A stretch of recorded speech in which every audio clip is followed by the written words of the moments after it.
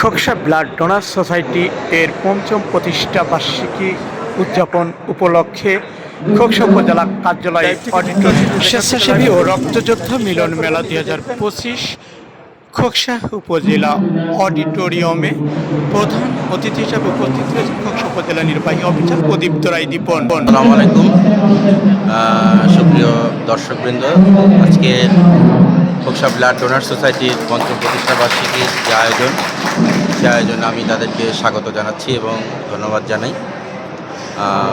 আসলে বর্তমানে মহৎ কাজ করার যে একটা ব্যাপার সেটা হয়ে ওঠে না, তবে এই সংগঠনটি এই মহৎ কাজে এগিয়ে যাচ্ছে এবং মানুষের কল্যাণে কাজ করছে, এই জন্য আমি তাদেরকে সাধুবাদ জানাই। বর্তমানে কিন্তু দেশে বিভিন্নভাবে অ্যাক্সিডেন্টের হার বেড়ে যাচ্ছে বা বিভিন্নভাবে অসুস্থতা আমরা দেখতে পাচ্ছি। বিভিন্নভাবে হাসপাতালে রোগীরা রক্তের অভাবে তারা কিন্তু মারা যাচ্ছে।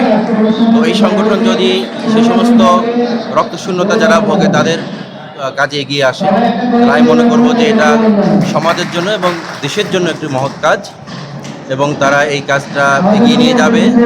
এবং তরুণদের নেতৃত্বে যে সংগঠনটা, এই তরুণরা আগামী সমাজ বিনির্মাণে এবং নতুন যে বাংলাদেশ আমরা পেয়েছি, সেই নতুন বাংলাদেশ বিনির্মাণে অগ্রণী ভূমিকা পালন করবে, এই প্রত্যাশা ব্যক্ত করছি। ধন্যবাদ মুকুল টেলিভিশনের মুকুল ভাইকে। খোকসা ব্লাড ডোনার সোসাইটির পঞ্চম প্রতিষ্ঠা বার্ষিকী স্বেচ্ছাসেবী রক্তযোদ্ধা মিলন মেলা 2025 এর আজকের সেরা রক্তদাতাদের সম্মাননা স্মারক প্রদান অনুষ্ঠানে প্রধান অতিথি হিসেবে উপস্থিত থাকবেন জনাব প্রদীপ্ত রায় দীপন, উপজেলা অফিসার মহোদয়। এছাড়া উপস্থিত থাকবেন জনাব শেখ অফিসার খোকসা সহ বিভিন্ন শ্রেণী পেশার মানুষ এবং এই ব্লাড ডোনার সোসাইটির যারা সদস্য আছে।